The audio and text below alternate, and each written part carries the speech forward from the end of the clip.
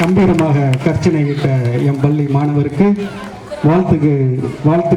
வாழ்த்து வருகை தரும் எம் பள்ளி தாளர் அவர்களை அன்போடு மேடைக்கு அழைக்கிறேன். மாணவருக்கு பரிசும் பாராட்டுச் சான்றிதழும் வழங்கப்படுகிறது. கொஞ்சம் உள்ள கொண்டு வச்சு